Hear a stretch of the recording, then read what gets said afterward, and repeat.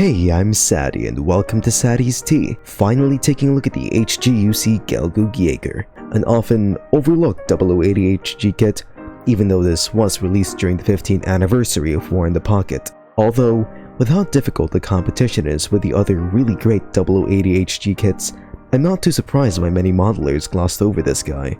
But frankly, I adore him so much and I just want to gush about how cool he is, and where better to do that than here on Sadi's Tea. Of course, the kit comes packaged in the standard HGUC box layout, with the number on the side indicating that this is 045 in the HG line, and this illustration is done by Bcraft or Junichi Akutsu, with the full illustration to be found inside of the manual. The schematics here are drawn by Hajime Katoki for this Gelgoog Jager redesign. As per usual, the manual has 4 pages per side with a bit of cross-promotion of the 044 Rythzzz 2 in this action display image. Oh, and I noticed that it actually credits Yuji Kono from Jam for doing the CG works on this image. I actually really like that they credit the artists here. These images do add a bit of flavor to the manual, so I want to show these artists some appreciation. Inside the box, you'll find yourself with 4 polystyrene runners and a single polycap runner. It's very Xeon style with how these runners are laid out, with the large curved pieces and all, so while it's not a difficult build, it is quite tedious with all these small parts that add a lot of detail. And as most Gelgoog kits are like, the build does feel somewhat familiar as it uses the standardized joints, but the silhouette of the Gelgoog does of course make it feel quite unique on this common system. As for stickers, you get a very small clear sheet that besides this black one used for the color correction on the eyes, it's just the insignia on the shoulder pad, and also unit numbers that, while I do commend for being accurate to 0080, don't really have any pilot names or any really story significance. But they do a damn good job at making me want to buy another copy of this model, so fair play and the obligatory goddammit Bandai. And after around 80 minutes of build time, here's the Gelgoog Jager straight build, and it looks so wonderful. It's quite visibly straight from how stubby the original Gelgoog was, with the Jaeger's tiny chest, broad shoulders, and the hulking legs that just give us this aggressive and intimidating stature, which really emphasizes the Gelgoog's omnipresence of them being Zeon's last stand against the almighty Gundam. I'm not saying the original doesn't have its charm, and sure, the Jaeger does get a bit ridiculous with these incredibly large feet that can even pass off as a 1/100 part, but these proportions serve to give us this angry and heavy triangular shape that just gives us a sense of how powerful the Gelgoog Jager is. I know I sound like I'm just gushing about how much I love the Gelgoog Jager, but I can't help it. This design looks so good, and the designers at Bandai must have thought so too, as they put a lot of love and effort into separating plenty of the details into distinct parts that could have just been dismissed or simplified. This was a bit of a tedious build with a lot of small parts, and I just love that so much about this kit. It has that delicate intricacy and attention to detail that I've always expected from Gunpla, and it leads to a very well detailed and color separated model, like these tiny vents on the shoulders and even the spot guns on the wrists. Very tiny details, but the designers still cared enough to put in time to make them separated pieces. The only color inaccurate parts are the more minute details, like these sections on the shoulders that should be in gray, and the inside of these shoulders, chest, crotch, and every single thruster bell on this kit, which of course in 0080 fashion should be red inside, and there's plenty of these thrusters. Plus they're all separated pieces, which adds to how tedious this build gets. All the more fun, honestly. Oh, and don't mind this antenna thing going on here. Basically mine broke off and I just decided to replace it with a drywall nail. Long story. Back on topic. Again, the only color correcting sticker to find here is with the mono eye, which is a fully parts separated piece in clear plastic. I've gushed about this aspect in my 037 HGUC video from a few months ago, though with the Jaeger here, well, it definitely doesn't have as much potential since clearly it can't house an LED in there, and the mono eye is still of course fixed in place. But I'm sure many builders will find this part pretty nifty that it's a clear piece in the first place. I don't think this tiny of a sticker would be easy to handle anyways. Plus, with the way that the mono eye track is part separated, it makes the sticker placing or painting process for the track much easier, which is quite friendly for an old HGUC kit. Plus, I do think it's actually quite a neat little reference to the old 0080 line, which I believe was the first 1144 kits to have clear mono eyes. Although the head is pretty well separated, it couldn't really avoid the seam line running along. It's a byproduct of the clear mono eyes, sadly. And of course, there are plenty of other seams to be found on this model, like on the shoulders, which has this extra vent piece on the side, which kind of covers it up.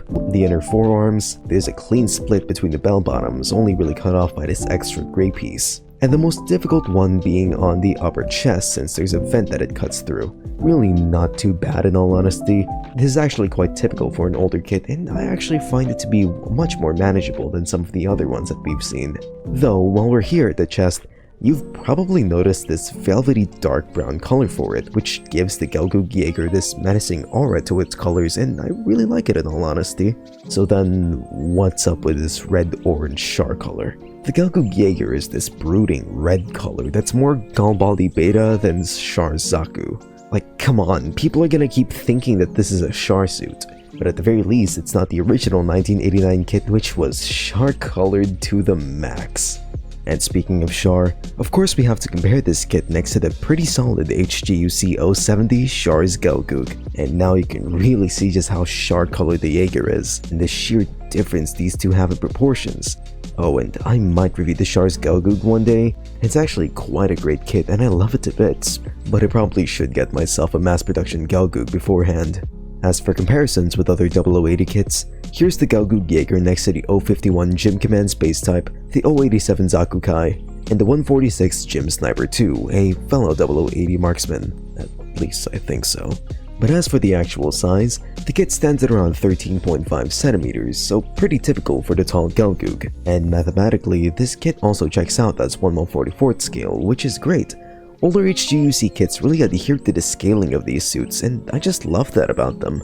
To put the size of this kit into perspective, here's the Figma Styles female body Chiaki da Fureu Takara Darika and the Sega PM figure Mamako Oski. And just to put into scale the size of the MS, here's a 1/144th scale Camille Bidan. It definitely stands well, and its presence really won't be most of its intimidation, as the articulation is just pretty alright.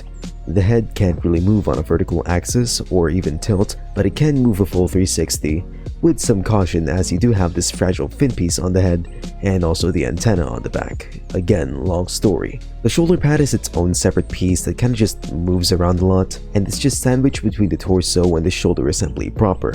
But there is this excess plastic on the shoulder pad's insides, which unfortunately has the side effect of having the shoulders itself coming off a bit too easily when turned. Though with a bit of caution and patience, you can rotate the shoulders a full 360.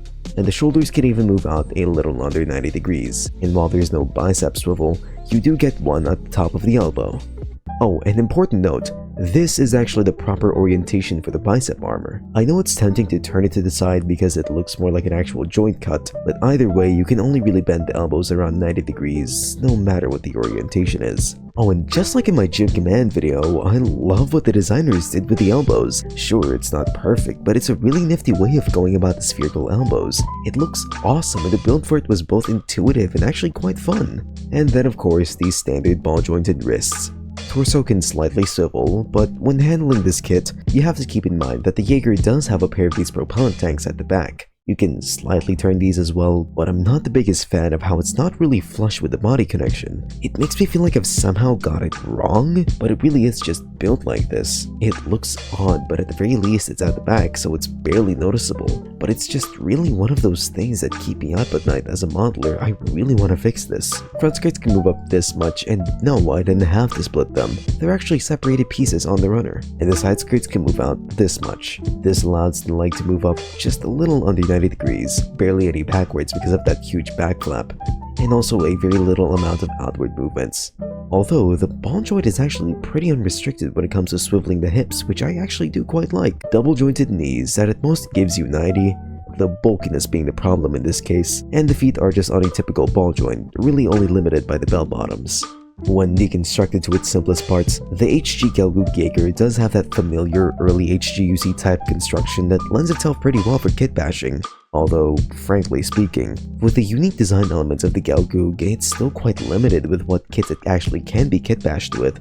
The visuals of the Gelgoog Jager just feels like a bespoke body type that no other HGUC kit would really have a use for. And there's no functional additives of using this for kit bashing either. Of course, it is an early HGUC kit, and chunky mobile suits that adhere to the then standardized systems were always going to be incredibly limited with how they could move. Most of the poses you could really get out of this guy is intimidating tall stances, and some aerial poses that it can't even do properly since it doesn't have any action-based compatibility. But in all fairness, the Jaeger does really just stand proud and fly around. I don't really think we'll be seeing this hulking beast get on its knees. which at the very least, the kit won't be needing with this accessory spread, and my god, this looks much more pathetic than I thought. The Gelgoog Jager never really used much of anything in the OVA. All we really see it use is this beam machine gun, which is really neat in all honesty. No other HGUC kit has this weapon, so if you like how it looks, and trust me, it looks great with other models, this is the easiest way to get this weapon, as the only other possible way of getting any other version of this gun is with the System Weapons 2 set, which is not only a more difficult find and also a bit overpriced in the aftermarket, but also from what I've seen from Kakarot197 and other model reviewers' looks on this set, that version of the machine gun is actually quite inaccurate since those weapons were made to be modular and all. So really, pick your plastic crack, they're both fine enough. And yeah, to reiterate, this is a machine gun, even if the scope and the length of it makes it look like a sniper rifle. Which I mean, you're not wrong in assuming that this is a long-range firearm. Lore-wise, this gun actually has 2 firing modes, a 3-round beam burst and a single long-range charge shot beam. And I think this just makes this gun so much cooler to own in your collection. Unsurprisingly, the bipods don't fall down, not really all that big of a deal since even in the System Weapons 2 set, they have to be part swapped to have a functioning bipod. But the real question to be asked here is, what the fuck is this? If you're confused, so am I, because look at how dinky this handle is. It looks so out of place with the rest of the large and really nice looking rifle. Typically the handles of HG accessories are at least 3mm wide to fit into the hands quite snug. But this 4 handle is only 2mm and only the bottom of it is 3mm, which, as you can guess, ends up with the Jaeger having a really loose grip on the machine gun, and even getting it becomes as simple as slotting it inside and putting the finger into the trigger. There's not even any real way to lock it in, and even if you use the common Xeon hands, you still end up with a loose grip either way, so what the hell, Bandai, what's up with this? And it is only the right hand that's a trigger finger. The left hand is this rather ugly looking gripping hand. Like, I'm glad it can hold onto larger handles like the camphor bazooka, but anything else it holds just looks terrible. Luckily, you do get this alternate weapon support left hand, which is a bespoke sculpt for this kit. Not that saying that makes this any good. The front-facing fingers are fine enough, but the thumb is just wrong. You don't even need to know much about hand anatomy to realize just how janky this looks. Thumbs don't just stick up like that from a fat base, and comparing it to the modern weapon supports that come with the standard Xeon hands, you can tell just how natural the modern kits hold on to their weapons, while this old Jaeger weapon support just looks like it's holding on for dear life. This is actually pretty common for older kits. Some of the hand sculpts looked really odd, and this is exactly what the options that Build-A-Hands were made for, giving your models some really nice looking hands, and the large rounded hands look wonderful on the Jaeger. And to the credit of this old thing, it was a step in the right direction for giving us rounded weapon support holding hands in the HG line. As before, hand, all we really got were relaxed hands masquerading as weapon grips, so this actually did hold a lot of value at some point. Until the 052 Marasai was released and that had a better gripping hand, so this one on the Jaeger is sadly just nifty for historical value now.